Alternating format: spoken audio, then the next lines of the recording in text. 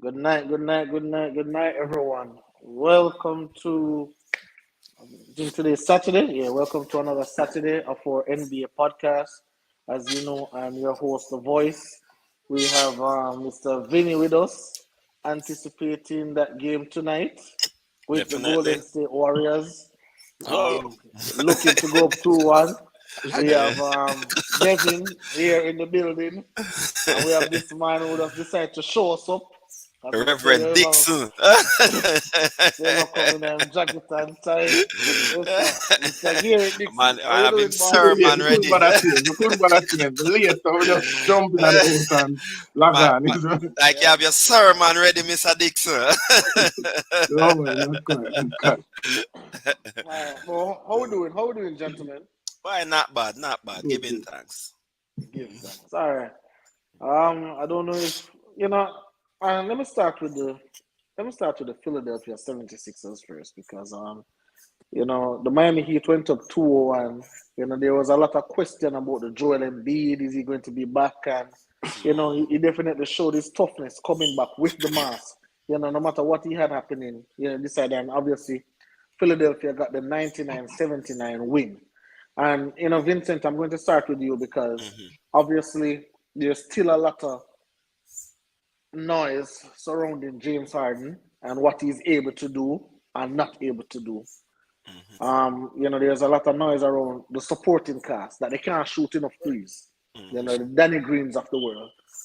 Looking at this series now at 2-1, with game 4 being tomorrow.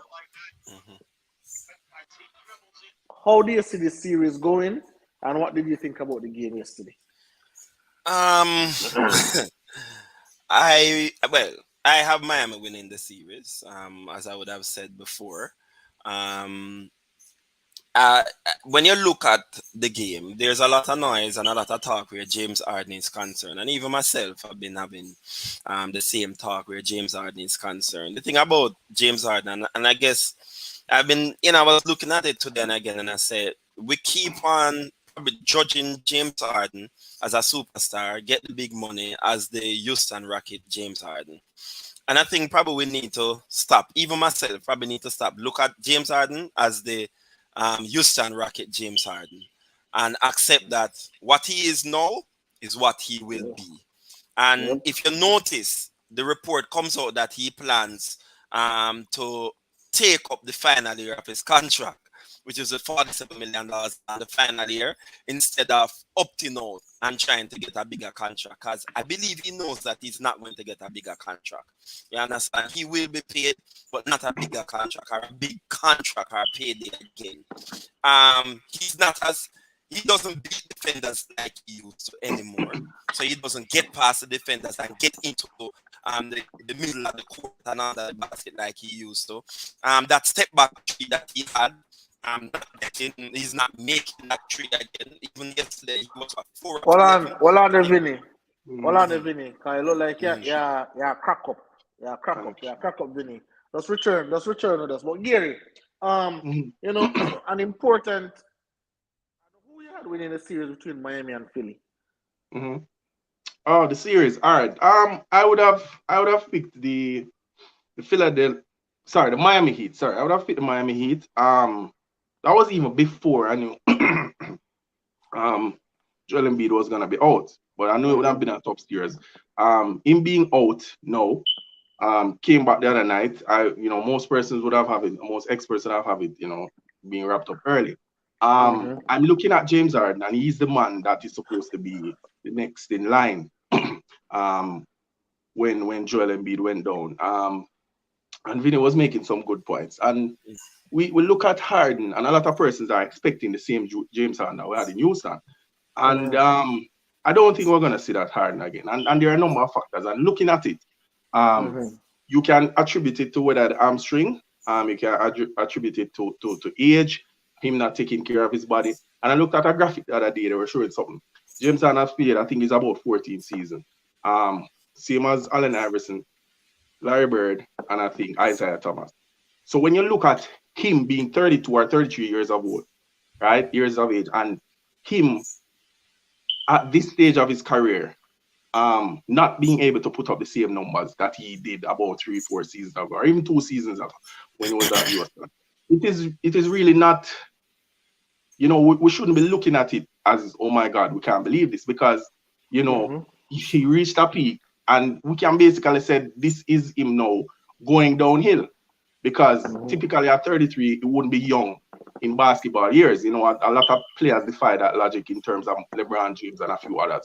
But him not taking care of his body, you look at him, he doesn't control his weight very well. Remember when he was in Houston, he put on a lot of weight, and he's not a person that, goes to the gym, weight trains a lot. And you see that he depended a lot on his, step back threes, his low by speed, him getting to the basket with that floater. You don't see him having that kind of impact on the game, because he doesn't have that blow by speed.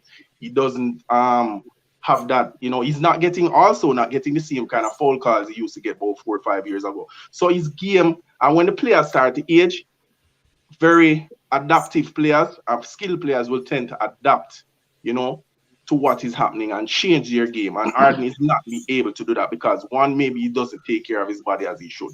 So all of those factors attributed to the injury and him aging and all of that, he's not able to give you that kind of production he did in Houston, right? And I'm looking at it, 5 of 13 the other night, 6 of, he's not even getting up the shots that he usually gets before. And I think he's kind of somewhat, I prefer to see a Harden, chucking up 22, 24 shots. No. Hold on. And getting 10 points than taking 5, going 5 of 13. Hold on, Gary. And we have to be careful how we try and cross these lines, because this is the same thing on a beat Russell Westbrook from. Yeah, and like we have to. Kind of different. I think that it can't be different. We have to be self-aware. We have to be self-aware of where we are in life. And this is a life thing. It's not only sports. We have to know what we are and what we are not. So I am not comfortable with James Harden putting up 22 shots and giving me 10 points. That's absolutely that was just probably hyperbole. Yeah. So probably hyperbole. But he's taking 13 shots, Kim. They can't have a big side. 13 shots. I'm getting 5 of 13. What I will say though, right, and I have a stat right here. The 9 years he spent in Houston, he was averaging 19.6 field goals a game, right? And he was averaging 29 points. The Nets, when he was at the Nets for that 1 year, he was averaging 16.3 field goal attempts and averaging 23.4. Now with Philly, he's averaging 13.6 attempts and 21 points, right? So obviously, you see the shot total going down, right? Okay. So, but then we look at another aspect, right? We look at another aspect, and I think this is where taking care of your body is concerned. James Harden is an old 33. Very old. Westbrook is an old 30. Cam Newton is an old 30-something. LeBron James is a young 37. You understand what I say? So the way in which and Gary, you made a great point about how you take care of your body. And I believe that, all of the nightclubs, all of the fast food, all of the this, all of the that, eventually those things catch up with you. Because listen, I don't like you're going to play against high school persons, You're going to play against the Steph Currys of the world, the Jimmy Butlers of the world, the Giannis's of the world who really and truly love basketball and want to play it. So for James Harden himself, I believe it is good for him to be the third option, probably the fourth option on the team, but be the number one point guard where him get everybody else involved. Well, let me get in Devin here. Devin, what do you think about James Harden himself? And let me just read this comment, and you can respond to this, Devin. James Harden just needs to get 15 to 20 points and 10 assists every night, and the 76ers will win. What do you think about that, Devin? All right, so I'm not going to stress the whole part of taking care of his body and him doing whatever. Sorry. All I'm going to say is all right, when I look at the last game, and the other games are similar, he only had 6 assists. And just like you said, you just need him to be the point guard, the floor general, right? Only 6 assists, and he had 21 points. He had 18 points. But it assists total has to go up for me. right? You have the 11 rebound, but you have to get others involved when you're there as a point guard. Like, you're not going to get, just like you said, his field goal attempts keeps going down from Houston coming to Brooklyn and coming to Philly now. So the other aspect of your game, you got to get that involved. And it's not like you're trying to build stats with them getting the rebound. You need to get other people involved, get some open looks. You know what I mean? So him, as if you want to call him the number 2 option on the team, you know, it may vary for different people. Probably people may say it's Maxey's number 2 option, but his role, to me, he has to do that more to get others involved. Because like that speed him don't have it no more. Where you watch that game where first play and then he's like he can't get past the next man, like him a reverse. I say, yo, how can I James on this? So that's the only thing only problem I have with James Harden. Him not getting others involved, and then while he's not making the field goal, you know, he's just trying to get the free throw attempts. But his assists and getting other people involved has to go more. That's the concern I have. Because all the other aspect is what Gary would have mentioned and Vinny would have mentioned earlier. So it don't need for me to repeat those. So who do you see winning this series? Oh no, 2-1. I had Miami. Miami in what? Miami in 5, Miami in 6? No, you know, I have Miami going all the way to Miami in game 7. Miami in 7. All right. So you have Miami in 7. So Vinny, before I get to doing over there, I'm gonna make you finish your point. But one little thing more says before Vinny, I'm going to tell me if you agree with it. Mm-hmm. When you buy a house, right? When you buy a house and you decide to you're gonna do some renovations, you're gonna do some home improvements. There are certain aspects that are more important than some. You know, your bathroom, you're gonna spend more money on your bathroom than you'll probably spend for your driveway, right? I think that is the problem with the Philadelphia 76ers now, and you can tell me. When I look at Philly, I can't have a man who is probably the 3rd or 4th option making the most money. You understand what I say? So James Harden right now is due to make $47.5 million, right? More than Joel Embiid, who is the number 1 option, and more than everybody else. So I'm looking at that and I'm saying, well, normally when a player is taking so much of the salary cap, I can live with it if it's a LeBron James, if I know what I'm going to get. Same thing with the Lakers. Russell Westbrook, $44 million. I think he was the highest paid Laker with the lowest productivity, right? So I'm looking at that and I'm saying, this is not the recipe for success. So I know you have Miami winning the series, but I just want you to tell me, what do you think about that? Do you think that Philly has to try to find a way to restructure that contract? And you can finish your other point that you were making. All right. One, I don't think Philly can restructure it because James Harden going to opt in to get him $47 million. I believe Philly can get away with it, and this is why I believe they can get away with it. He's making $47 million. Maxey, who is coming on very, very good, is a rookie. So he's on a rookie contract this year, next year, and the following years. I think a 3-year contract they get at that early stage, right? So while he is building and getting better, if I am Philly, I will try to make Maxey my 2nd option, even though RB gets more money. Do like what Devin is saying. Try to see if we can get James Harden into a more point guard passing role. You understand? Because his step back 3 is not dropping. He's not going to beat anybody to get to the basket. And the thing with players who are athletic like James Harden, as they get older, if you don't adapt your game, Michael Jordan, LeBron James, all of these players adapt them game to be better jump shooters as they get older, and that is why they remain relevant and remain great scorer as they get older. Harden is not that. Not taking care of anybody and that. So all Philly need to do is to try and get James Harden to understand, all right, we need you to play more of a point guard, facilitate, role. They can get away with the $47 million because of how they contract of the other players, and a Tyrese Maxey that has gotten so good is coming on. You understand? So they will get away with it. And it's just 1 year. So if I am Philly, 1 year, we take next year, we work it through, and I believe they can get away with it. You understand? I have Miami winning the series. The thing about Philly is Green was 7 of 9 from the 3-point last night. I don't expect that again. The truth is Harris may come up a little bit better than that. But I don't see how and Miami played bad. The only person who showed up on the offensive side last night was Jimmy Butler. uh, Miami Butler with 33 Yeah. points. You understand? So I do believe Miami should get it. Either 6 or 7. All right. All right. So one welcome Gio. Blessings, General. But Dwayne, Blessings.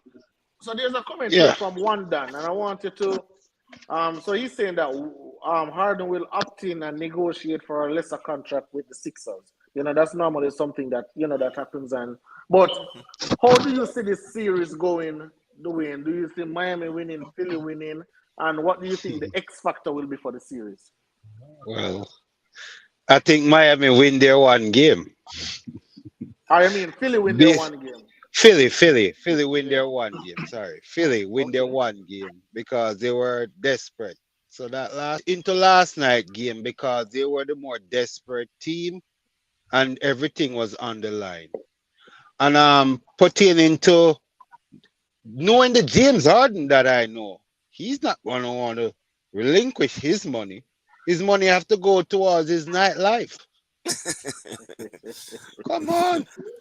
When you have that type of nightlife there, where if you know some of the things will come out about James Harden and his private jets and going off to party after games and stuff like that, he could get away with that when he was a superstar. But I have never seen a superstar decline this quickly.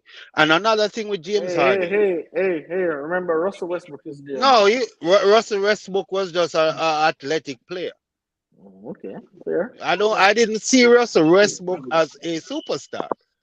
Okay. He's full of energy. He's full of energy. But once his energy level went down, because at no point in Russell Westbrook's career he was a good shooter. And when you don't have the athleticism, you have to improve your shooting. James Harden was an okay shooter, but since he's been declined now, we both know that in this game, it's not really your hands that shoot, it's your legs. So he don't have the legs no more, and those are the fouls that he used to draw. The ref them stop calling because so him stop making money at the free throw line now. So his game has to evolve, and he don't know how to evolve his game because he's not a gym rat. He's a club man. So now work in the off season to add repertoire to his game, like all the other greats used to do. Because just become good at something. All the great players, them every off season. Remember when LeBron game just come into the league, he was like a one trick pony, Him couldn't shoot. But he worked at his game until has got what is that feedback? I'm having a feedback. Somebody either have some feedback right now. Okay. All right. That's much better. LeBron James was not a great shooter, but he has improved because he works at his game. Okay. And to me, it's best Philly need to cut their losses. And I'm not even going to bash James Harden because I know what James Harden is. But there's also another man upon Philly where I'm very disappointed with, and that is Harris, because didn't he get a max deal? It wasn't 47 million though. Huh? It wasn't 47 million though. Listen, what I was James Harden got his 47 million based on his reputation. And that's nice and dandy. And that's nice and cool doing. But what I'm saying is that, right, a lot of persons try to bash Tobias Harris's contract. In this current team that Philly has set up, and I'm going to get Gio to come in here because I know he has some points to say. But on this current team, Tobias Harris is probably the fourth option when, all right, EMBIID is not striking, Maxey is not striking, Harden is not striking. All right, Tobias, what can you give us tonight? That is really what Tobias Harris is. So it's not really his fault why he's not playing up to the level where you guys probably want to play. Yes, Kemps, but where else in the world a fourth option is getting a max deal? When he got the max deal, he wasn't a fourth option. That's the thing. He was what, a third option? To me, he was a second scoring option. Joel Embiid, and then Harris. I mean, Ben Simmons was the second best player, but he wasn't the second scoring option on the team because he can't score the basketball. But Gio, let me get you in, boss. What do you think about the series, and who do you think will win the series between Miami and Philly? And what are your thoughts on the whole Philadelphia team? Okay, thank you all for having me. You hear me? Yeah, you have some little feedback in the background. Not really sure. Okay, okay. What about right now? Y'all hear me better? Yeah, can hear you better now. Okay, okay. My thoughts on the series. Thank y'all for having me. Yeah, my thoughts on the series is that I expect Philly to win in 7 because I've seen over the years, even though Bam Adebayo is not a superstar, Jimmy Butler, he's okay. And then Miami Heat, the thing about the 3-point shot that they depend on is on and off. It's like one night they're hot, next night they're not hot. And I've seen over the years against Anthony Davis and bigs, especially last year with the Bucks, when Miami Heat, if their 3-point shot is not falling, all they got to do is go to the rim. And they don't got no players that can attack the rim.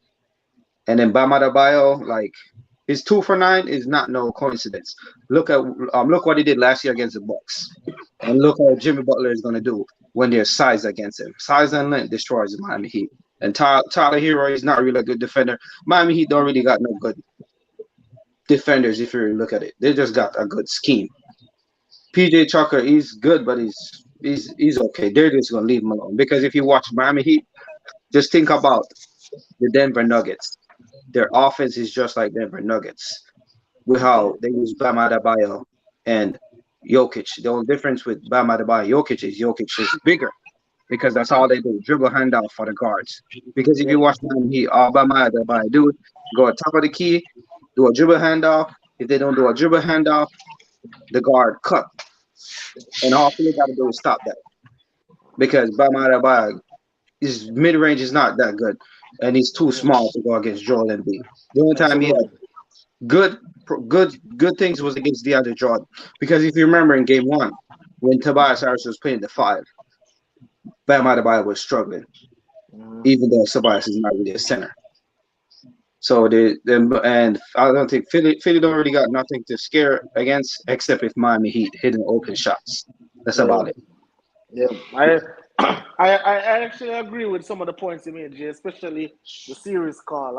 I believe if Embiid was fit and healthy, I think this would have been over in 6 quite easily because I think Philadelphia as a team, I think it's a nightmare matchup for Miami Heat. Obviously, when we talk about the bench points, they're number 1 in bench scoring and they're number 1 in 3-point percentage. But as you pointed out, if the 3-point shot is not falling, then what else? They don't have a secondary thing that they can go to. And when they try to go in the paint, obviously, the twin tower Joel Embiid will be there to block that stuff. So that's very good. Rash Cadillac, we don't talk about Celtics yet. We're going to talk about porous Jason Tatum because I don't know what he's doing out there. Yeah. And then I got one more point. Like a lot of people got to remember that a lot of teams with deep benches don't normally make good playoff runs because bench players, they're on and off. So like in the regular season, that bench stuff can work. In the regular season, you have to shorten your rotation because right now, and then one of the problems with Miami Heat right now is that Duncan Robinson, although he's a good 3-point shooter, he can't defend. And then Tyler Hero, he's just gonna get barbecue chicken all the time. And Tyrese Maxey is faster than all their perimeter guards, all the perimeter defenders. He just blow by them. So like I've been saying, James Harden, all they got to do is limit to turnovers because, as you can see, James Harden just been having too much turnovers. If he doesn't turn over the ball that much, I'd say give him like 3 to 5 turnovers a night, and they win every time. Because the only times that Miami Heat been getting real good baskets throughout the series is when Maxey is turning over the ball and James Harden is turning over the ball. That's what Miami Heat lives off of, turnovers and deflections. So, Gio, let me ask you this, just quickly, James. Maxey pretty much score on around what he would score, probably at like 6 or so points or 7 points less in game 3. That was just happened last night. James Harden was the James Harden that we have seen so far. Green had 7 for 9, which I am not sure we are going to see that again.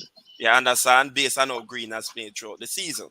So if you look at that and you look at how Miami play and the fact that none of Miami players show up. When him that just came back, Larry came back last night in that game 3. So him just coming off an injury, just coming back and stuff like that.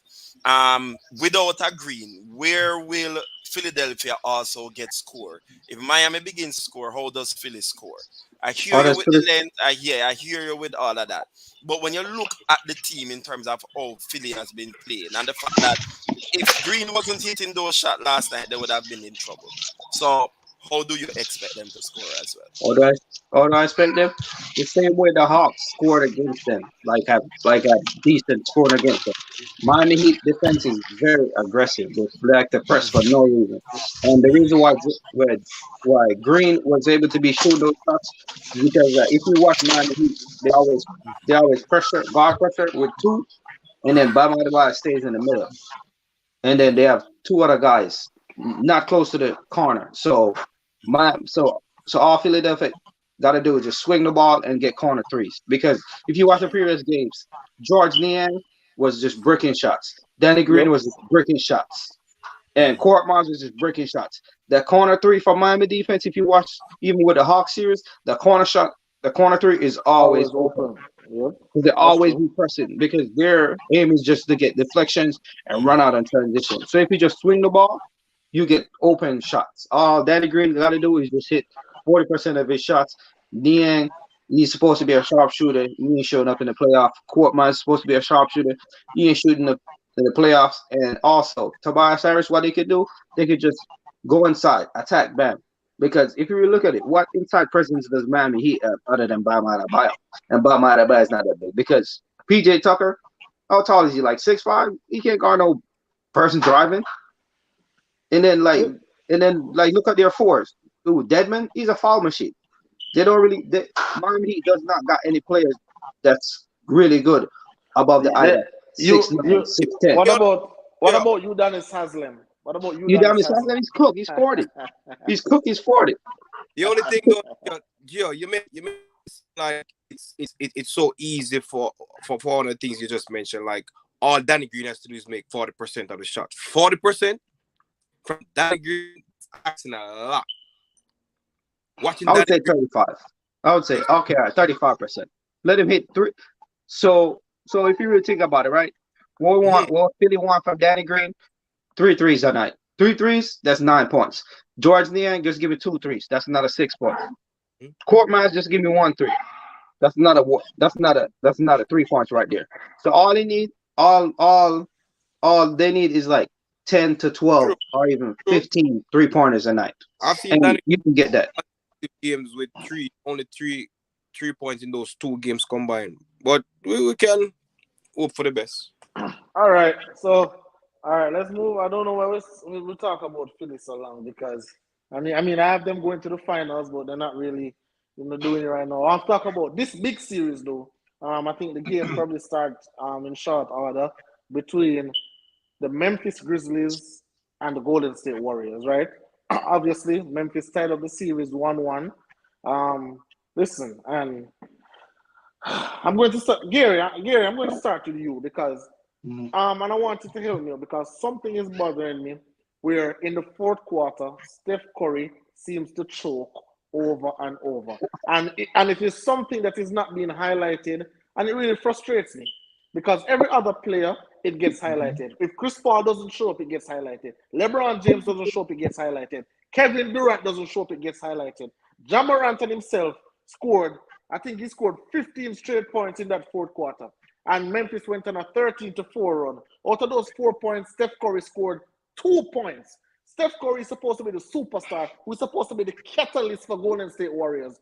2 points, but at the same time, it's no blame for Golden State does have a bad game. There's no accountability for the superstar of the team, Gary. So I just wanted to know, what do you think about Steph Curry 4th quarter woes in the 2 previous games, because he was bad in the first game, even though they won it in the 4th quarter. So what do you think about Steph Curry's bad 4th quarters, and overall, who do you see winning the series? All right. Steph Curry. All right. His 4th quarter was on the struggles that he has had, even in this series so far, is not nothing new to Steph Curry, to be honest. Typically, we would have seen, during his career where he tends to kind of get Disappear. cold as he continues, shooting the ball because he's a shooter by nature. The other players you would have mentioned, they're not, out and out shooters. They score a lot. LeBron James, KD is a shooter, but he's not a Steph Curry kind of shooter. So I don't know if it is because Steph Curry is just a pure natural shooter.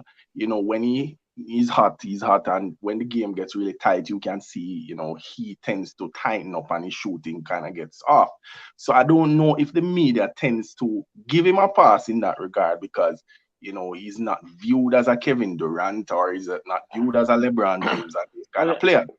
I'm just trying to rationalize it. I understand here, but let me ask you a Mhm. question. LeBron James failed in the 2011 finals against Dallas Mhm. Mavericks, right? LeBron James also came back from 3-1 down. You have Mhm. people in the media, and there is one person on this panel as well who has never let LeBron James live down that 2011 throw. Never. And that's more than a decade ago. People still bringing up that up to this day. Steph Curry, in a finals, lost a 3-1 lead, and they're blaming that Draymond Green got suspended. Remember, superstar Steph Curry, is not no blame for him. Oh, Draymond got suspended, that is the reason. And in game 7, Steph Curry choked again. So I'm saying this is a pattern for Steph Curry, but for some strange reason, he's always been let off the hook. Why is that? It as I said, I can only attribute it to what I mentioned because the type of player he is, a out and out shooter.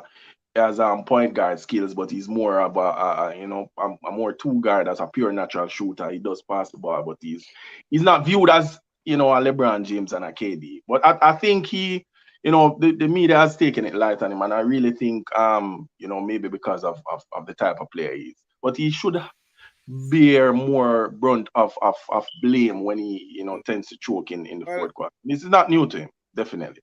But I would blame his fourth quarter struggle. I would put more pressure on him and assert more blame to him because he's a superstar and he's the number one player on the team. And when Kevin Durant since Kevin Durant has left. But the series, looking at it, it's a very close series. It's 1-1 now going into game 3. I think I would have initially picked the Golden State Warriors. I know it's going to be a very close series. I think the advantage, the size was or is the primary issue with the Golden State Warriors. The shooting, as I said before the series start, would be contingent on them winning. The Memphis Grizzlies, they are the number 1 rebounding team in the league. They bang the boards a lot. I think they will do well once they out rebound. And I can't remember what was the They've statistics. been out rebound both games. Both games. So that is not good because so that's not good because persons were looking at the matchup and saying that Golden State is small and Memphis being the number 1 rebounding team in the league would bang the boards and get a lot of rebounds and get that advantage to get second chance points and all of that.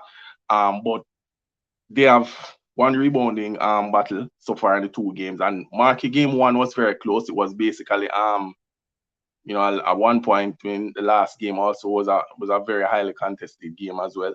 So I think the key to this series is basically Memphis being more aggressive and not giving up too much of the second chance points that they gave up and being out, even though they're not being out rebounded. I think they give up too much silly second chance points and they tend to settle well. Even the Timberwolves series, they settle a lot for a lot of jump shots and all that. I think they need to attack. I see Jamarant, driving a lot, getting to the paint. So I believe that this series, once Memphis, plays very good defense, and I think minimize the shooting of Golden State. I think they should do well. But once the series, goes into this high volume shooting, who have winning the series? I think I'm leaning towards Golden State in 7. because I'm looking at the pedigree and the championship DNA. You know, Steph Curry tends to show, but the overall team, Draymond Green is also, we know he's a critical factor to the team. You know, runs the offense, defensive captain. Let me tell you, boss. So I like Golden State in 7. All right. I know you are going to Memphis. So before I pass it on to Vinny, yeah. Before I pass it on to Vinny, listen, Draymond Green, in order for Golden State to win this series, they must score points in this series. No bother defense or nothing. They must score points over 100 and something points. But Vinny, let me get to you, boss, because you know you have been very hype on your Golden State. Yeah, man. You're very happy for them. But I want to ask you a question, Vinny. Klay Thompson, he has been averaging 13 points for the 2 games that passed. I've been shooting, I think, 20-something% from 3.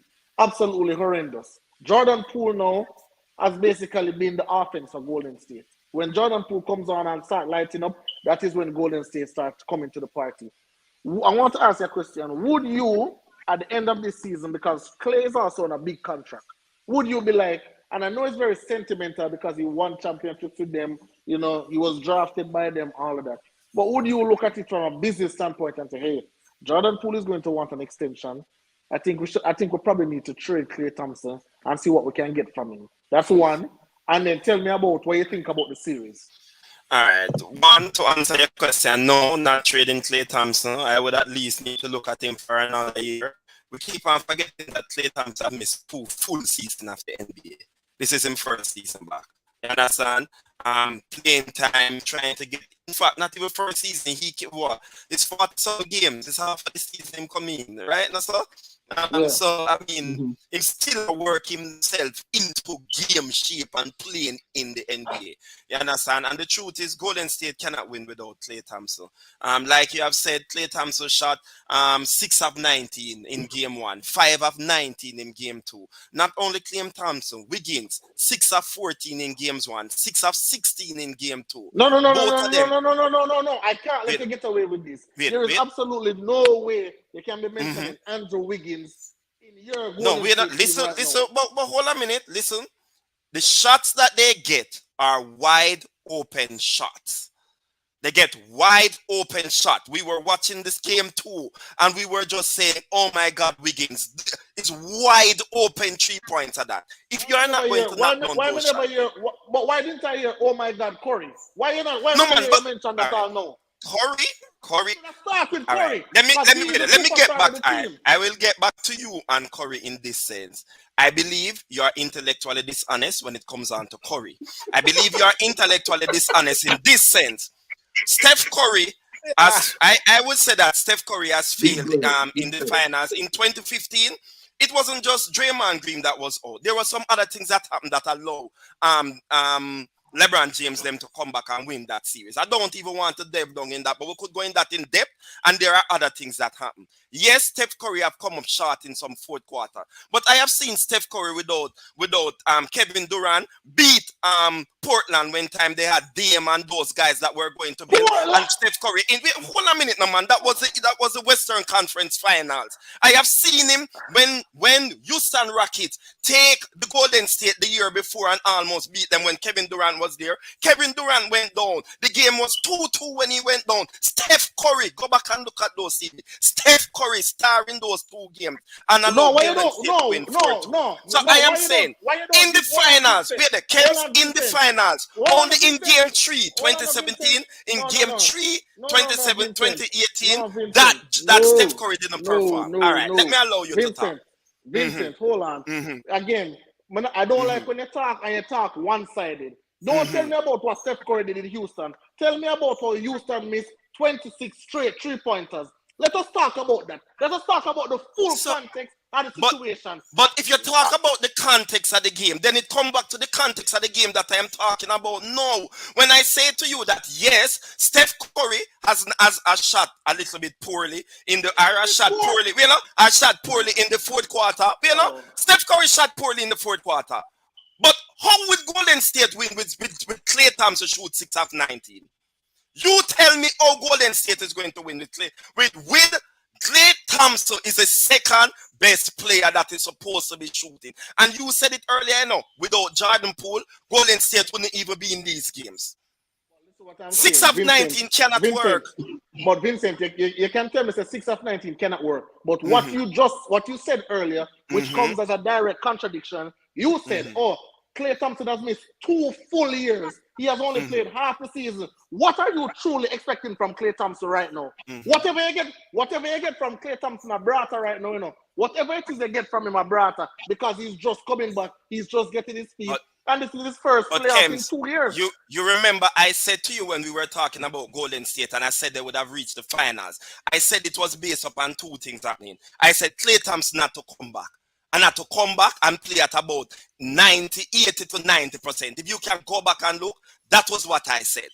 So Golden State will not win if Klay Thompson is not at our optimum, or at least 80 to 90%. All right, so let me ask you a question. So Jordan I Poole get what you're saying, you know. If you're in essence, you're saying Steph Curry, and I agree with you, Steph Curry will now need to be scoring at least probably 40 points a night in order to drive Golden State to victory. At least 35 points a night. If Klay Thompson doesn't come to the party, Steph Curry have to get up to at least 35 points a night in order for Golden State to have a chance. Jordan Poole is averaging around 29-30.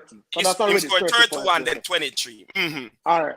So let us say average around 26. Let's give 26, right? Steph Curry, again, who is a superstar, again, who is the leader, again, who is a 3-time champion, again, who is the only unanimous MVP, again, the person who is a 3-point leader, again, the person who is the media darling, again, this is the individual who we need to step up. Don't tell me about Klay Thompson. Don't tell me about Andrew Wiggins. Steph Curry has to lead. Hold on, no, I'm not finished. I allowed you to talk. Steph Curry has to lead this team in the way how a superstar is supposed to lead the team. The way how Steph Curry has performed the past 2 games has been absolutely atrocious. And he's getting away with it, especially from you, because you mentioned Andrew Wiggins before you even mentioned Steph Curry. You mentioned Klay Thompson before you even mentioned Steph Curry. But Steph Curry has been poor. Steph Curry has been playing basketball like a role player. Not only that, his opposite number, Ja Morant, is giving him 47 points. How are you going to respond? Why can't you respond? You are the superstar. Ja Morant is a youngster in the league. Steph Curry is seasoned. Why is it that he cannot perform to the level that he's supposed to do so? And why is it that you, Mr. Vincent, continuously try to give him an excuse? But this is not but Kems. And that's why I say you're dishonest, bro. Because Steph Curry shot 11 of 23 in game 2. He shot poorly. All right, of course he shot poorly. But you're making it sound as if how the Golden State team play and perform is based fully on Steph Curry scoring 35. He had 24 or 23 points in game 2. I hear what you are saying, Kems, and I am not saying Steph Curry didn't play bad, but you are saying it is atrocious, and I am not going to say it's atrocious. Yes, he played bad. It wasn't atrocious. Devin, let me ask you a question, Devin. Yo. If your team is leading in the 4th quarter, let's say by around 10 points, right? Let's say LeBron is on that team. And down the stretch, in the last 6-7 minutes of the game, LeBron James only scored 2 points. Are we on this show saying, LeBron didn't play that bad? You know what? It doesn't really matter how LeBron plays. What about the other persons on the team? We are going to beat LeBron James to sickness. All I am saying is that let us keep the same energy for Steph Curry. His opposite number, Ja Morant, is lighting him up on fire. Why is it that he can't step up? That's all I'm asking. No, but in all fairness with Vinny and all of this thing, I'm objective. Kems is the voice of Mr. Objective. We have to beat Steph Curry when there is for him to beat him. Today I was watching Jalen Rose and before the Bucks game started, and he said the Splash Brothers, and he didn't leave out Steph, and he didn't leave out the guys like injuries. He said they are now the Drizzling Brothers. They're not splashing no more. They are the Drizzling Brothers. They're just drizzling. So he has been poor. And going back to the first point that you made, remember, Steph Curry is the guy where he's a family man. He practiced that. He's a Christian guy. And he's not like a Westbrook. If they say, "Oh, you had a bad game," he's not gonna yell at a reporter. He's not like if you ask him a question like a kid, you will say, "Oh, next question." Even if you ask him the most nice guy, he's nice. He's a nice guy. Then me that don't impression nice guys. That have been highlighted for another player we can't bring that to our darling Steph Curry. That's simple what it is. It's simple what it is. Baby face, Steph. Man. It's simple. You know, it's That not. is true. You get what I'm That is saying? true. That's how it is. Because That and is then true. even though LeBron is a family guy, Marty's high school girlfriend and we love him and all of that, because LeBron is so compared to Kobe at one point. Kobe got dropped out of it now, and then it's LeBron to MJ. The MJ folks who have MJ as the greatest. LeBron will still get that attack. So that's it's simple why that is the case. To answer that first question, no, we can't ignore the fact that if he's a superstar and he's getting big bucks, that man has to take the team over the line. Me and Kems have this discussion one time where Kems was trying to say, okay, LeBron and AD, and at the end of the day, we agree that both of them are classified as superstar. So if one fails, we're going to beat one, and if next one fails, we're going to beat one. Because both of them are superstar, you have to get the job done. Yep. No so excuses. there's no excuse for no excuses. Yep. No excuses. If you can point out where he did well, Vinny, I will agree with you where he did well. If you point out, for now in this series, he's awful, and we can't let him off the hook. But Devin, I never said that he didn't perform well enough. Put it in Houston, and I disappointed when I said about Rockets making what 26? No, taking missing. 26. Yeah, they missed 26 straight. That's their business. You have to take care of your business. If you want to miss 26-3, we don't care. But my team and Steph Curry delivered at that time. So you missing 26 3-point is pointless. You have to score your shots. That's what basketball is. I am not saying that Stephen Curry never performed well, because we all see it. You understand?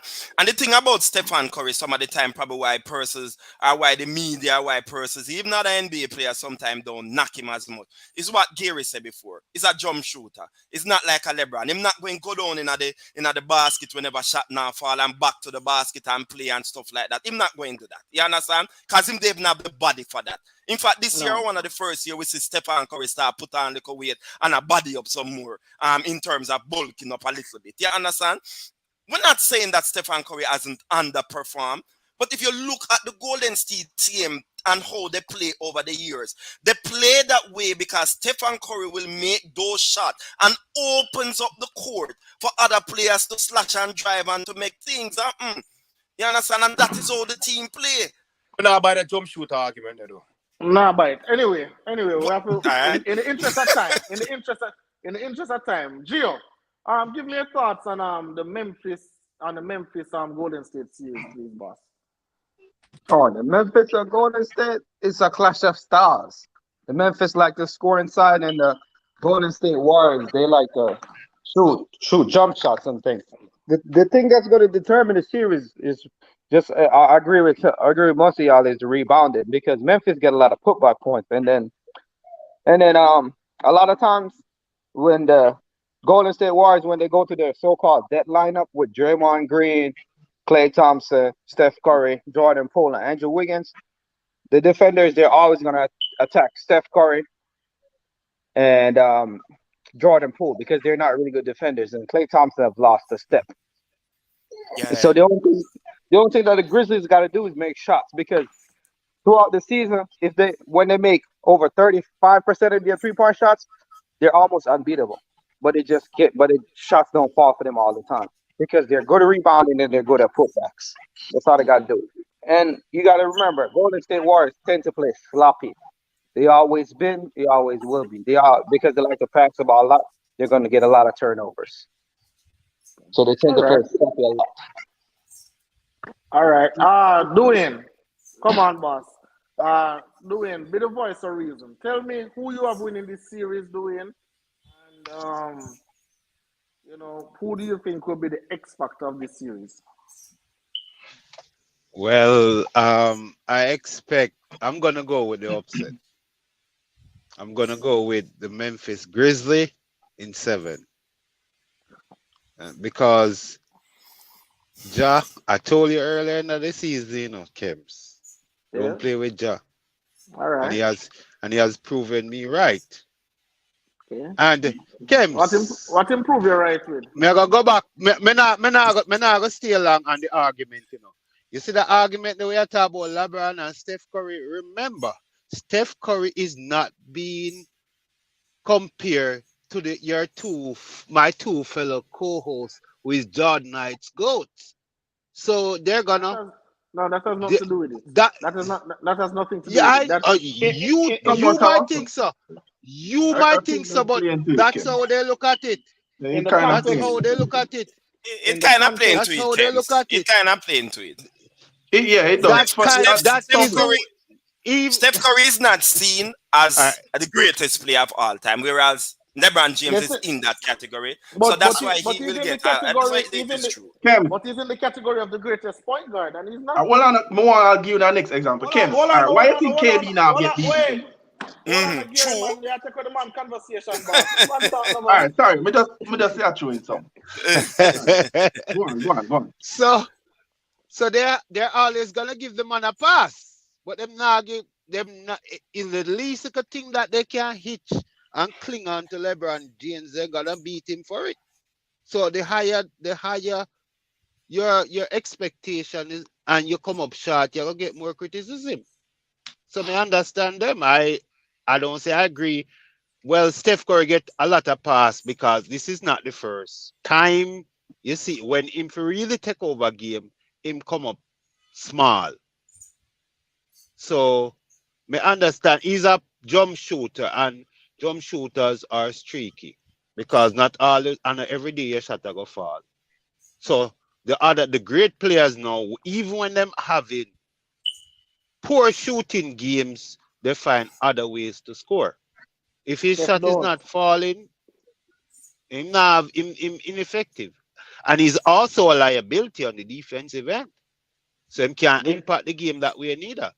Vincent will tell you that he got a big steal in game one. That's what Vincent will tell you. That's what It's not me. It's not me. The box score, bro. You can look at the box score in the second to last play by John. Get a steal. So it's not me. It was in the game. Listen, Vincent. If you play basketball, you'll make one of those plays. Yeah, because the clock is right at least twice every day. A broken clock. all I would say to Vincent is a stock clock is right twice a day. I do believe though, and I don't even want to be the argument that sometimes Kems is a little bit unfair to Steph in terms of how we're judging, and I believe that he's unfair in this sense, and in this sense I believe he's unfair. He's always putting Steph with LeBron James. And the truth is, Steph and LeBron James is not in the same category, none at all. And as much as he might think me not like LeBron, Steph not even in a class with LeBron James in. A great shooter, greatest shooter with the game probably has ever seen. I don't even have him as the greatest point guard the game has ever seen.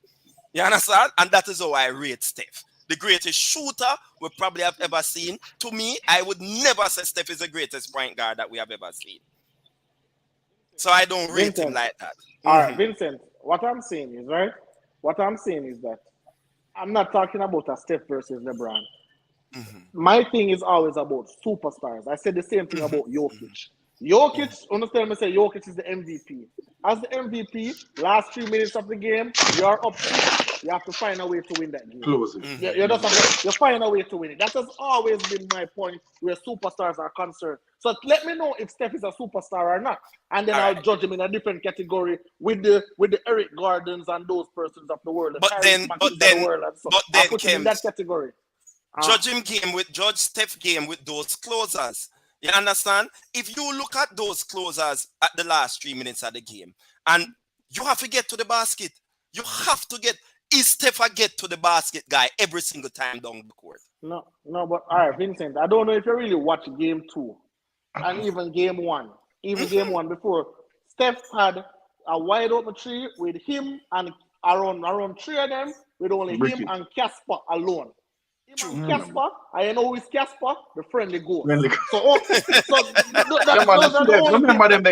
only people who are around him. About 2 of them. You are the greatest shooter. And I miss them. And you are correct. You must have to make one of them. You're correct. That is true. We can't even argue against that. That is true, sir. But anyway, well, let us move on to the next series. We want to talk about the Milwaukee Bucks and the Boston Celtics. Obviously, the Milwaukee Bucks went up 2-1 Doesn't look like they're really missing Chris Middleton, as I spoke about. And oh look, the defensive player of the year, Marcus Smart, came back, and look, the Bucks had over 100 points. Look like they didn't really miss Marcus Smart either. But the voice don't really have any sense. He's intellectually dishonest. That's what I hear every time. So let me start with you on this one, Devin. There were some really questionable calls in this game, and they're saying that it's because of Milwaukee's at home. Why, they get the calls. I think Drew Holiday did a spin where he scored. I definitely thought that was an offensive foul. Why you no, no, why you the last thing, no, don't bother with that, Kims. Come on. The man fall down. You see, man, Jason Tatum trip over himself. Don't do that. All right, but that. in game 4 versus the Nets, I see Jason Tatum get called for an offensive foul that was not none of that. No, that was silly. Yeah, but Devin, just tell me, what are your thoughts on this series? Do you think that Chris Middleton coming back will help the Bucks? Tell me what you think about the series. All right, so first with this series, I'm going to start with the ref and compare it to when, my second team Nets was playing against the Celtics. There's a few games where the commentators, they were saying, all right, okay, that's what they're calling it, but they were consistent because they were playing physical. So certain physical play call on both ends. So physical play was being allowed for Nets and it was allowed for Celtics. Into this series now with Giannis. All right, some physical plays there. Oh, they're not calling it for them. But at the same time now, the other team not getting it. It's like it's not fair for both teams. Like one team getting away with physical play and the next team not getting. I see Giannis, oh my gosh, man. Look at Giannis. Giannis is almost 10 feet, right? Compared to Williams. Grant Williams. Yes. The man that beat up Williams. The man that kill Williams. Man, lick him down on the ground. And the man said, wait, offensive call. Nothing was called. Next play, him go down the ground, see him Giannis, barely touch the man's shirt. And he get a call for foul. You get what I'm saying? So I was saying, well, that means if they give that call, the other call should have been given. Should have been 5 fouls on him.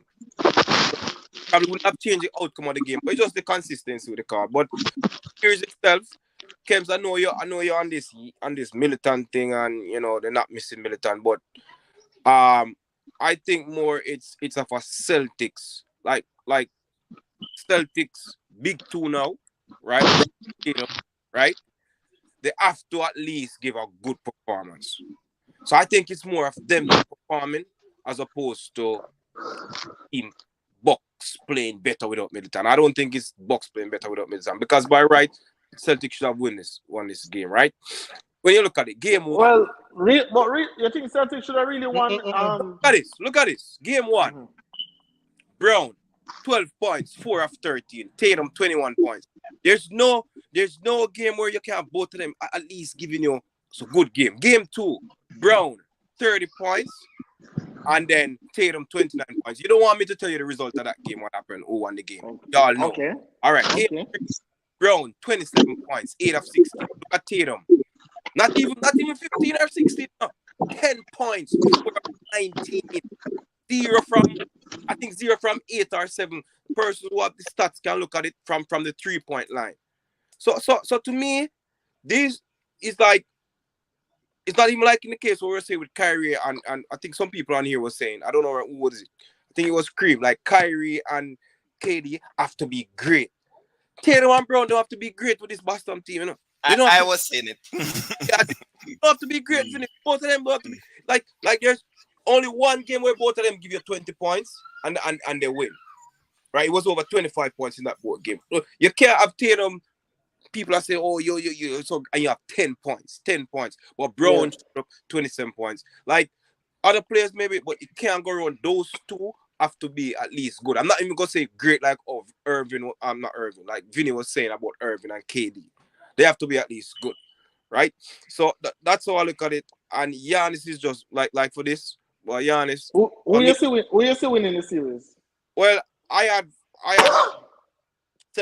because Middleton is not there, and this is where I disagree with you. Because Middleton is not there, I think it will eventually cause Celtics. What? If Middleton was there, I would have Bucks. No Middleton, I'm going with Celtics. Celtics in 7? I'm staying with Celtics. Celtics in 7. All right, so let me ask you a question, Devin. What is the Bucks missing that Middleton can add? A closer down the stretch. That's what. Yeah, listen.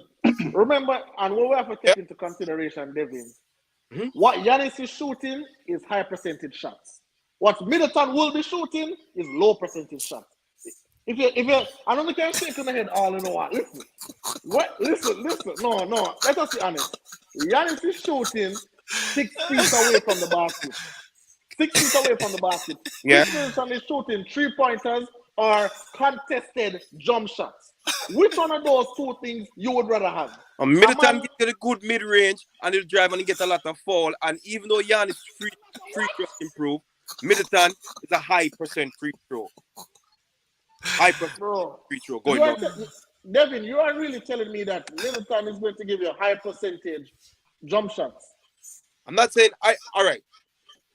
I can't argue against Giannis have higher percent shot as opposed to Middleton because that man goes within 6 feet and that man once you reach a free throw line, him can make one step and go towards the basket. So it's always a higher 3%. So that one I can't argue with again. I will tell you this, Devin. If Middleton was playing in this series, but not like Middleton, like a 30% make every shot that he makes. Good shot. If Middleton was playing in this series, it would have been 3-0 Celtics right now. No, 3-0, it would have been 3-0 Celtics right now. Ken, stop the fool. You can't read the basketball. Somebody else can't. Because that's second best player among the 20. Yeah, say Middleton make the team worse. That is what you tell me. The second best player on the team, and the man is also a very good defender for the Bucks. And Kems is saying that the team is better without him. Listen, hold on. Gary, I'm going to give you a chance to talk about it. But listen, we have to look at the context. We have to look at the context and take the context into consideration. Listen, I think Celtics right now, I don't see Middleton playing any better defense than the Celtics just missing shots right now. I don't see what Middleton could have do to make Jason Tatum play worse. I don't see what Middleton could have do to make Jaylen Brown play worse. I personally don't see it. What I am saying, Vincent, and I want you to be very honest. Just take away the biases. We're being objective here, right? Just look at it. What I'm saying is that with this current Bucks team, with Brook Lopez, with Bobby Portis, with Giannis, with Drew Holiday and those boys, I believe that they get higher percentage shots. Chris Middleton is too streaky. What is one thing that he's known for? Hey, if Chris Middleton is hot today, then we will have a good game. But if he's Drew Holiday also streaky. Drew Holiday can be streaky as well. Yes, but Drew Holiday is a top 5 two-way player in this league. He is an asset to this team, right? But what I'm saying about Giannis now, Giannis is getting all those easy baskets right under the rim. Chris Middleton take those away from Giannis. I believe Chris Middleton. Hey, if Chris Middleton come back, hold on. If Chris Middleton, hold on. Hey, boss, I'm the host. I believe you can. I know what you come. Listen. I believe if Chris Middleton come back game 4, Bucks don't win another game. If Chris Middleton come back. Kems, which game are you watching today? Kems. Let's make make the win talk. Alright, do it. Hold on, you say, is Chris Middleton a perimeter player or a post player? Perimeter player. That's where most of the shots come. That's where most of the shots come from. Oh, he's gonna take away Giannis' shot. Giannis make him living in the paint. So I don't understand what you say. Matter of fact, that make it better. Do we need to make it better for Giannis? And that will make it easier. Can you have one more man to focus on where perimeter shooting, but clear the lane for Giannis? So I don't know what came that up. Last year, it was Chris Middleton. He was the X factor in that series. Don't do that, Kems. The X factor against the Phoenix Suns. He always. Yes. Producer, take this man off the show. Producer, take this man off the show right now. You can't say anything. Yeah, take this. Producer. He used to come up small before, but he came up big last season. No, I disagree. You All can't right, take but that from the man. We don't want to I dis discuss Chris Smith. I We don't I discuss Ken listen. Only story. you alone Listen. disagree. Listen. I Only you disagree. alone disagree. I disagree. Anybody else agree with Kems? Anybody else agree with Kems? Obviously, they won't. Obviously, they won't agree with So me. One time, we back again. the All right, all right, Gary, go anybody ahead, boss. Go ahead, boss. I'm not Hold even on, gonna hold ask you on. any I question. saw more Just one go ahead, dance. Gary. Me I laugh about. Ken saying that Ken is a clown. Hold on. All right, me not talk about the series. Me not address the militant thing or anything. Right? So me don't really want to address. Honestly, me just gonna talk about the series. But to be honest, all right, the Boston and Milwaukee series, 2-1. Boston. Milwaukee. I initially picked Milwaukee in 7. What I'm looking at this series is that if you realize that the Celtics tend to live and die by their jump shooting, especially 3-pointers. Because we saw what happened in game 1. Because of Milwaukee's size, Bobby Portis, Giannis Lopez, they tend to stay away from the paint. They like to jack up a lot of 3-point shots, and they tend to run away from paint point. In game 2 was kind of a different situation because what happened in game 2 was that their 3-point shots were falling because they resort to passing the ball a little bit more, got wide open shots, and they started draining their shots. So over a period in the series, over a protracted period of time, I don't think that is sustainable, right? They had a very good game 2. In game 3 here, didn't see the game, but they had about 33 3-point shots. Milwaukee had relatively the same amount. They had more paid points, Milwaukee, than Boston. And I think consistently throughout the series, a team that tends They have to three. in this series. They have 3 7-footers. They have 3 7-footers. Yeah, so they will tend to dominate the paint a lot more. I don't see what will be the determining factor in this series is Giannis dominating inside and getting other players involved, the other shooters getting their baskets or contributing. Jaylen Brown and Tatum, in my opinion, has to have a prolific series for it to even be a contest. Because even in this series, in this game, Tatum struggled. Yeah, it came, to 2 points towards the end, but you really saw some closing out from the other players. Tatum really didn't step up. Even in the game 2, when everybody was, cooking in terms of 3-point, Grant Williams and the other guys, he still didn't have a good game. So I am saying that once Jason Tatum can't be Jaylen Brown only, the two have to be cooking and firing and hitting at least 25 to 30 points between the two of them for them to have a chance in this series. Because Giannis will get his and he will get the other players involved, Luka Lopez and those guys to make shots. So I'm seeing this series going to probably 7 or 6. Okay. But if they go up 3-1, if Milwaukee go up 3-1, I think it will be over in 6.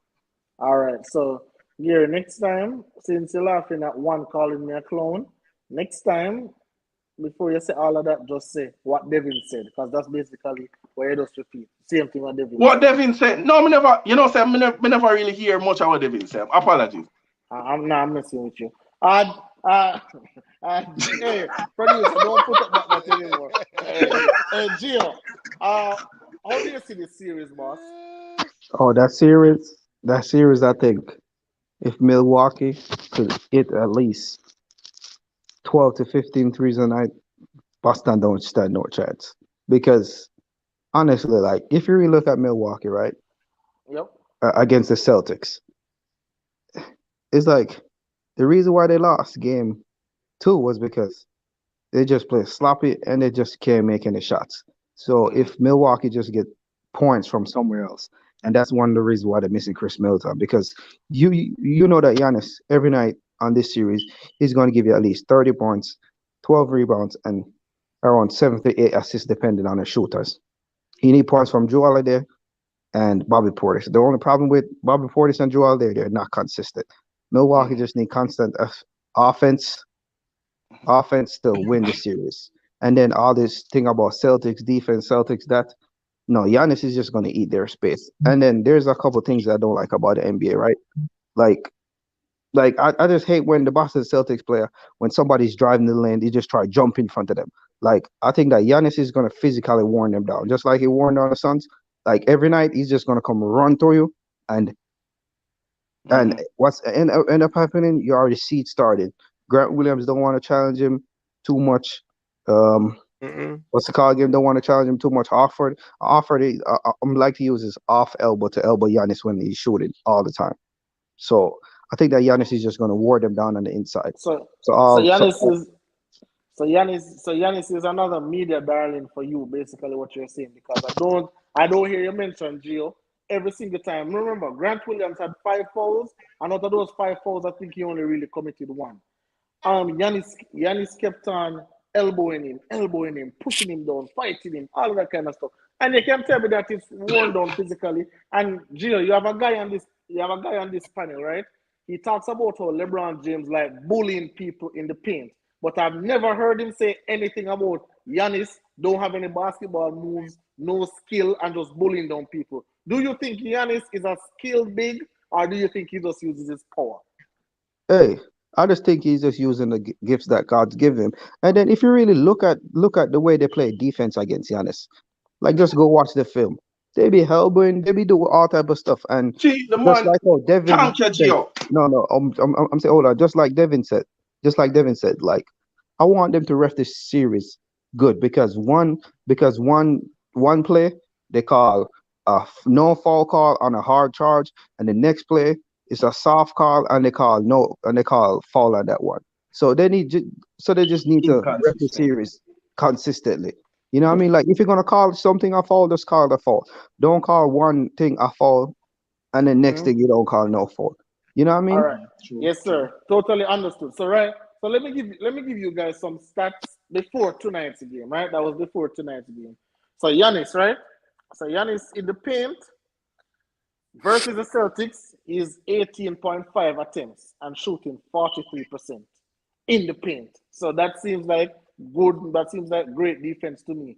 Also, Giannis is shooting his stop worst. elbow him still, but that's fine. Giannis is shooting. He's supposed to do a ring. Giannis is shooting his worst field goal percentage since 2015. Right? He's shooting 38.5%. That was before tonight's game against the Celtics. So listen, I believe that the Celtics is playing some really good defense. Apart from when they used to build the wall, that is when Giannis couldn't shoot and so. But I think man for man, team for team defense, I think Celtics is playing as good as a defense as they can play. But obviously, Giannis is a superstar, a different superstar than Steph. Because down the stretch, Giannis took the ball and put the ball in the blasted basket. Steph will look for somebody else to blame, but Giannis put the ball in the basket. So listen, for me, I'm going Boston in 7 for this one, because I just think that Boston will have just a little bit more than Milwaukee, because Milwaukee was leading by 14 with 7 minutes to go, and Boston clawed their way back in with Jason Tatum shooting 4 for 19. So I'm looking, and I'm saying Boston will win this series. Go ahead, boss. Yep. I got something to say. Like you know that Jason Tatum, every time he plays against the Bucks, he always struggles, right? What are you talking about? In the playoffs or the regular season? In the playoffs. He always be having his worst worst shooting percentage against the Bucks. And also it's just like you said, like I'm not defending Giannis or anything, but the refs, they allow the defenders to rough him up, and then when he start rough up the defenders, they call a foul. See how for them in a man ribs every minute. See man. That is all on for. That's all him do. 54 Memphis. No one see that ball. Yes. I'm saying like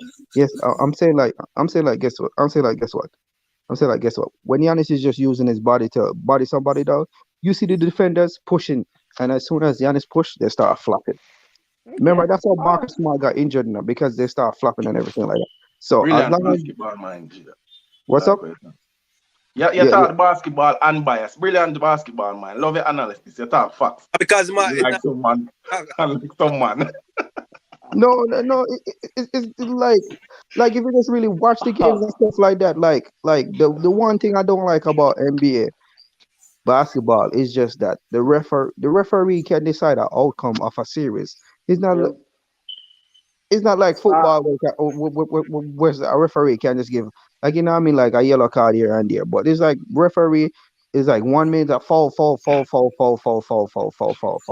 Like that's crazy, you know what I mean? That's crazy. That's crazy. And before we move on to the next series, I'm sure Vincent will agree with you that a referee can decide a series. That is why Golden State blew that 3-1 lead. But it's neither here nor there. Let's move on. So let's talk about the last series. That wasn't the ref. That wasn't the ref. That wasn't the ref. Hold on. Before I even talk about the next series, Devin, I want to get your input here. I see the Lakers doing some coaching search. Oh, man. The Lakers doing some coaching search. Oh, Lakers and they interviewed Terry Scott. Former Portland coach. Listen, man. What do you think about Terry Scott? It's like when I saw it, I said, okay, no big deal. It's like when you have certain job at a company. I know you love the analogy. You have a job at a company, and say, all right, you have certain people get it, but just because of transparency, you want to give like at least 6 person. All right, that's what I was thinking. That's what I was thinking. You can't be serious as an organization. You know what I mean? I see the front office taking a lot of heat from these experts on TV and everything. So them iron Terry Stats now, oh my gosh, that would add more heat on them, man. I don't think they would do that. Hey, Terry Scott is a poor man's Frank Vogel to me. Right. No. Terry Scott is the opposite of Frank Vogel. Frank Vogel is a defensive coach, and Terry Scott is the offensive coach. Because remember, Blazers never used to play no defense with Terry Scott, and they obviously score like 120s all the time. You saw Lakers play defense last season, boss? Just curious. No. Oh God, Kems, what you want Vogel to do with that team? Not to do it. You don't really have much to do with Frank. That have nothing to do with Frank personnel. Kems have to be clear, man. The personnel was awful. Oh God, Kems. I'm gonna play with Russell Westbrook. Man. The man wicked stuff, man, and he knows that. The year before, Lakers had the number 1 defense. Number he had 1 players. The double championship. One done, I roast you. One done. Every 5 minutes, one done. Put out a comment there. Hey, guess what? I got one thing to say. If Lakers ever hire Terry Scott, I'm about to say, look at the irony. Look how LeBron and James are called for black coach this and black coach that. And I want white coach. So crazy, right? Because look at it. To me, the NBA needs to stop rinse, repeat the same old coaches. Because look on the new NBA coaches this season. All our young coaches, them will get chances. Them are the good. Ime Udoka are the good. Willie Green are the good. Taylor Jenkins are the good. Like all our new coaches, them are the good. Yeah. You know what I mean? They need to stop rinse and repeat the same old coaches. Same thing in the NFL. Carlisle, all them. All right, so let's talk about the last series really quickly. Not really much to talk about, but tonight is a Saturday night and people have things to do. Right? So the Phoenix Suns and the Dallas Mavericks. Obviously, Dallas got a win last night. Jalen Brunson finally decided to come to the party. Finally decided that you remember how to play basketball. If you guys have any analysis, you can pass it on. I just really want to know how much you think the series is going to end. How much games? That's all. I got one thing to say before you have start the discussion. Yeah. The referee that they want to give CP3 game because look how much cheap for the man call on Luka. That's all I gotta say. Yeah. Hey, you saw what Luka did when he was like this. He was saying that the refs getting paid to call this call. Luka better watch himself. All right, so Dwayne, how do you see the series going? Let me get Dwayne first. How do you see the series going? Well, I have the Suns in 6. So you have Dallas winning another game? Yeah. Why not? All right. So you have Suns in 6. Me expect, put it this way, me expect Dallas to win. The next game and it go 2-2. Make me feel like, hey, it's a series now and then the Suns go and put away them in them misery. Luka need help. Him alone can challenge that team. So all right.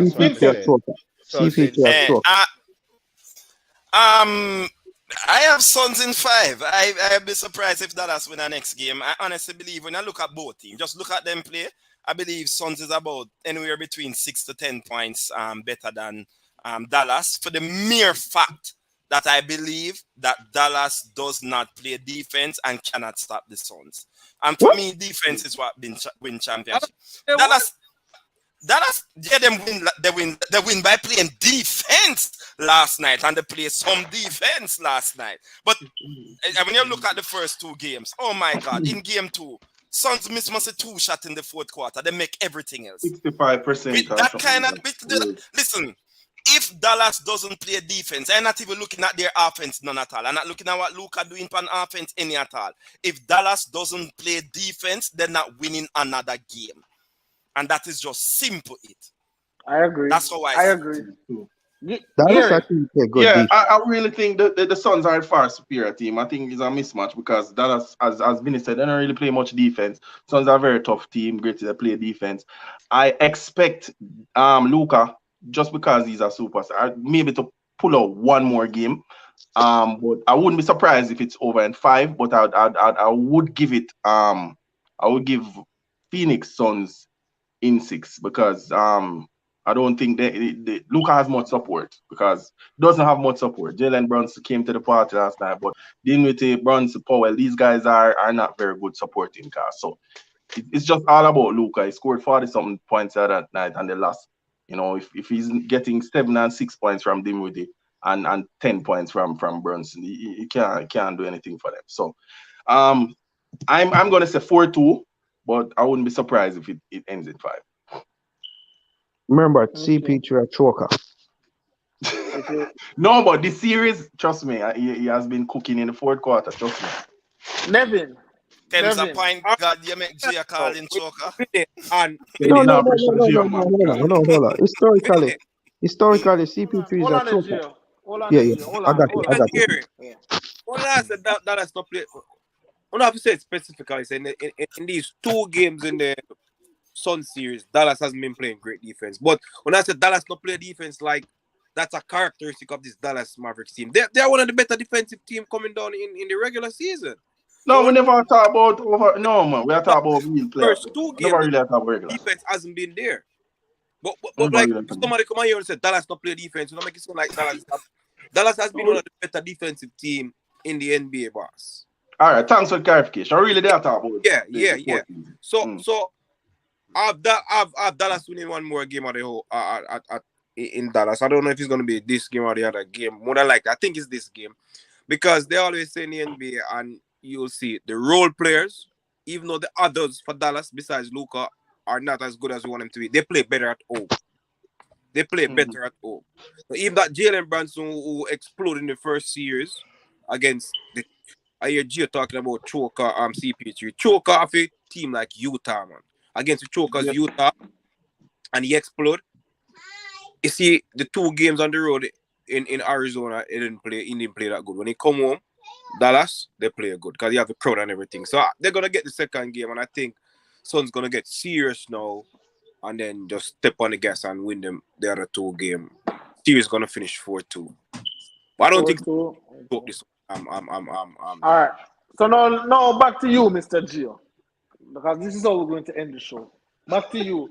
How is CP3 a choker? I wonder if Kim's gonna make that slide. I wonder if Kim's gonna make that slide. My God. Look at his history in playoffs. He blew multiple 3-1 leads. Look at CP3 career. Look at how much leads they have brought. Look at last year in the NBA Finals. How the hell you gonna go 2-0 up and let the Bucks sweep you 4-0? And also look on his past series. Look on his past series. Go look at him. Look how many 4th quarter meltdowns he have had. Because you know the reason why it was CP3. No, all right. Listen, Gio. Listen, Gio. I don't know how you reason. I don't know how you reason with your friends them. But you see, on this particular platform, you can't come here and tell me, oh, look how much 4th quarter. But when you come and tell me, in this 4th quarter, this is what happened. In that 4th quarter, this is what happened. Let me tell you something that is a fact about CP3. Fact. Everywhere where CP3 goes, the team gets better. That is a fact. Another fact.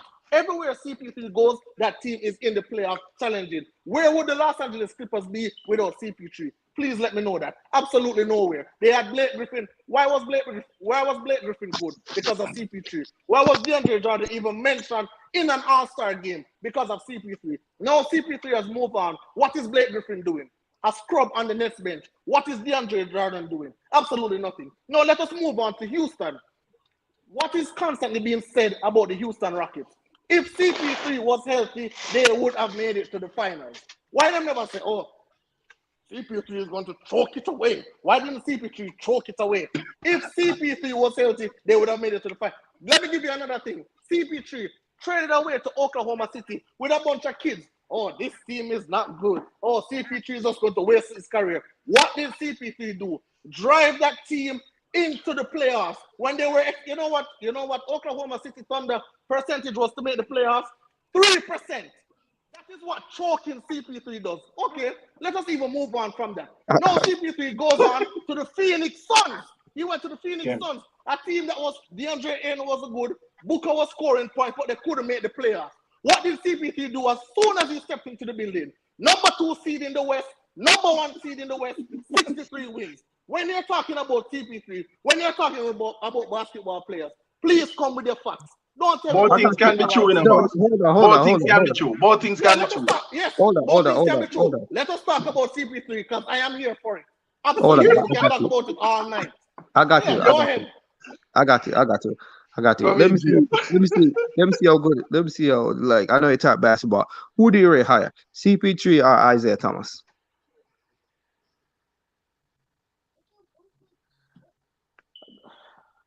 Who I rate better? Who I rate higher? CP3 or what? CP3 for me. Why is that? Because that's who I grew up on. Okay. I'm not as old as others, so I grew up on CP3. Okay. So what about New Orleans moving on? Okay. The reason why I said CP3 is a choker is because historically, and next time, like I don't know if your producer can make this a topic. I can do my counter and get my facts straight. Deviate. Next show. I get my facts straight, right? James and Gio, CP3. I tell you how much time CP3 break down and do a lot of multiple turnovers in the playoffs. And another reason why CP3 was a choker, and also, like, look at this. I don't really like how I like CP3, but the one thing I can't stand about him, he always be flopping. And CP3 is not the type of player that's he cares so much about his turnover to assist ratio that it prevents him from even more accelerating as a player back in the day. Because like when CP3 was younger and stuff like that, all he cared about was his assist to turnover ratio, right? And he never used, at least the winning in the regular season. But when playoff time comes, you can't win with that mindset. You know what I mean? And then look in these playoffs. CP3 have a good game every other game. One game he be like one game he go like 5 for 12, and the next game he score like 30 points. The next game he go like another 4 for 12 and stuff like that. I know that's not true. I'll call it this. But that's also not true. But listen, CP3 is 37 years old. I don't know how consistent you expect CP3 to come out and play every single night when they have a young stud in Devin Booker. Why would you want CP3 to come out and they also have the number 1 pick, DeAndre Ayton? But hold on, Gio, because I see another person want to be another victim like yourself. Put up this Gavin comment for me, please. Put up the Gavin comment for me, please, producer. So this person is saying Blake Griffin was good because of CP3. Blake Griffin was a number 1 overall pick. I don't know. So was Anthony Edwards. He was a number 1 overall pick too. What does that have to say about anything? But let's go. Arguably, he came overall pick, came into the league as arguably a superstar. Which Blake Griffin that? No man, it's a typo. It's a typo that man. He's supposed to say star.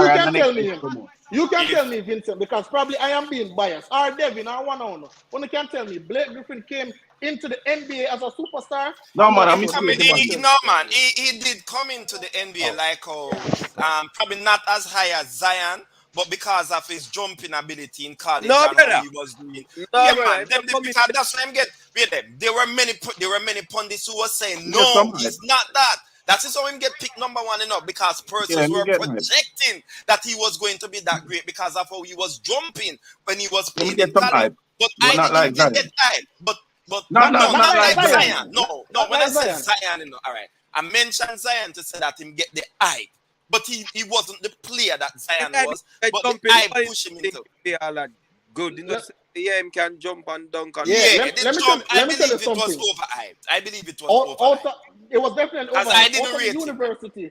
Out of the University of Oklahoma, when Blake Griffin was going to be drafted, a lot of persons who I rate and I watch highly was like, no. No, I didn't. No, but he shouldn't have. At the His hype. skill set was limited. But Mr. Gavin, I want you to answer me this. When CP3 left the Clippers, can you please tell me what superstar Blake Griffin did when CP3 left the Clippers? If you can please point out that to me, that would be greatly appreciated. And if you do not know, then I'll let you know what Blake Griffin did after. You know what? I'm gonna change it. You know what? Just to not upset you. Okay. CP3. I'm not gonna say. You know what? I'm gonna change my tone from choker to he doesn't got that to put his team over the line. He doesn't have that one?